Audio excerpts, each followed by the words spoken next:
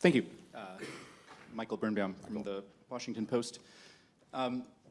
Secretary Blinken, I wanted to, we've been on this trip with you.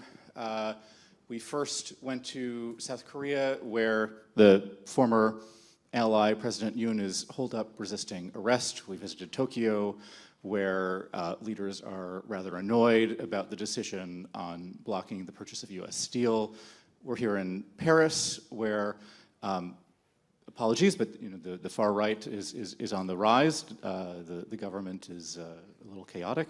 And we're going to Italy next, where the Prime Minister is close friends with Elon Musk. So I wanted to ask, you've talked about your legacy. You've said that you're handing over a set of alliances that's in better shape than when you inherited it. But looking at this pattern, what would you tell the United States people about the challenged relationships that you're facing? A quick question about Greenland. What did you tell Minister Barrot about Trump's interest in taking over European territory? How worried are you about a conflict between the United States and Europe on that front? And lastly, apologize, Elon Musk, what should US allies make of his eagerness to support far-right leaders in Europe and around the world, given his closeness to President-elect Trump and his global business interests?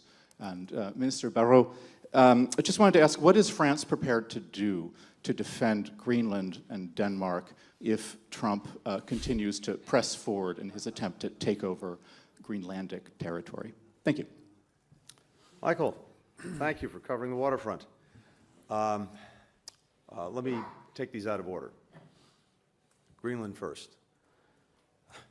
I think one of the basic propositions we brought to our work over the last 4 years is that we're stronger, we're more effective, we get better results when we're working closely with our allies, not saying or doing things that may alienate them.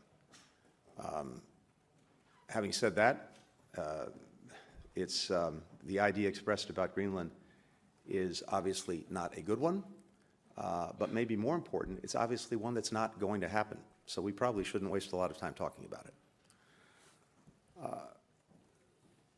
On the question of where we are with all of our allies and partners, I'd say two things. First, as you've heard me say many times before, what President Biden entrusted me with doing from day one was to re-engage, re-energize, in some cases reimagine these alliances and partnerships, because he and we are convinced that to do what we need to do to advance the interests of the American people, to actually solve this incredible multiplicity, complexity, interconnectedness of challenges that we face, more than at any time in the 32 years I've been doing it, we're so much better off working with others than going it alone. And I think in ways that we've just talked about, we've demonstrated how much more we can get done when we're working closely with our allies and partners. Now, most of the countries that we're working closely with, our base is our democratic base. That doesn't mean that we're not working with countries that don't neatly fit our definition of what a democracy is. The challenges that we face demand that we work with any country that is interested in solving a problem. But we're always starting with our base of fellow democracies.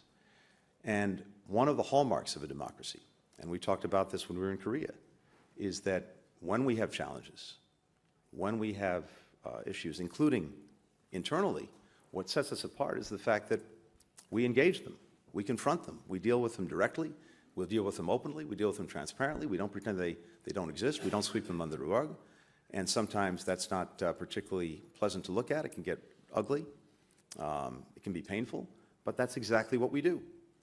We talked in Korea about the fact that the Koreans are dealing with their own challenge right now, pursuant to their constitution, pursuant to the rule of law, and doing it peacefully. And I fully expect that they will emerge stronger on the other side. With Japan, do we have a difference over a particular business deal? Yes, but seen in the context of the fact that we are each other's largest investors, One deal does not a relationship make. And on the contrary, the partnership, the alliance with Japan, is stronger than it's ever been, including economically. Here in Europe, I talked about this already. The work that we've done together with our core allies and partners in support of Ukraine has been nothing short of historic. And also the best example, as I said, of burden sharing that I've ever seen in my 32 years. So I could go down the list, but maybe what's most important is this. As we transition, as we work to hand off to the Trump administration, what I've been animated by these past couple of months is making sure we give them the strongest possible hand to play in dealing with all of these challenges. The world doesn't stop because we have a transition. There are so many things happening in real time that I want to make sure the administration that's coming in is fully prepared to engage from day one. And that's exactly what we're doing and what we've been doing. And it's why I'm continuing my work for these next however many days it is, right until noon on the 20th of January. And I believe in area after area, we're handing off, in some cases, things we haven't been able to complete, but that create real opportunities to move things forward in a better way.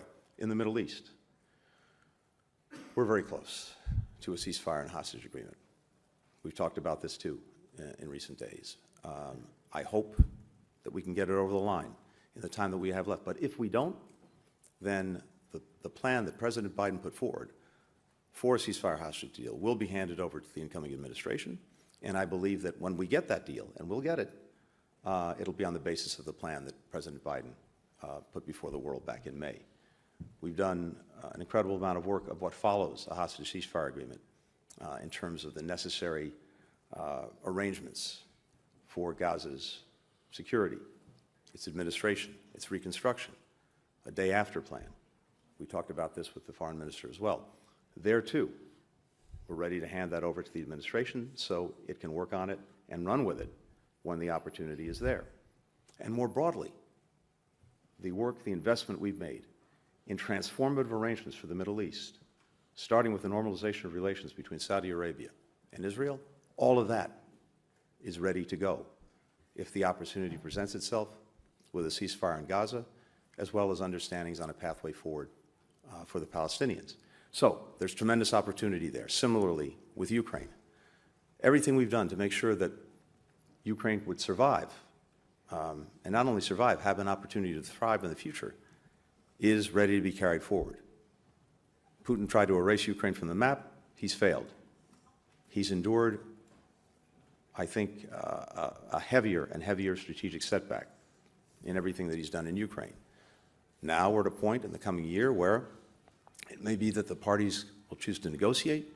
We want to make sure, and I think we are making sure, that the incoming administration will be able, if it's going to oversee such a negotiation, to make sure it's doing it from a position of strength, and that President Trump could get the strongest possible deal. I can go down the list, but the point is this. We're handing over a lot of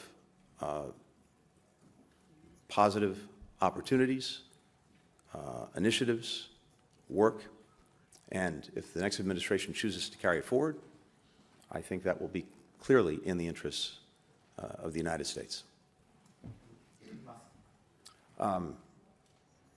Private citizens can, in our country, can say what they want, what they believe, and everyone else can draw their own conclusions and take their own positions on the matter. So I'm not going to comment beyond saying he like any American,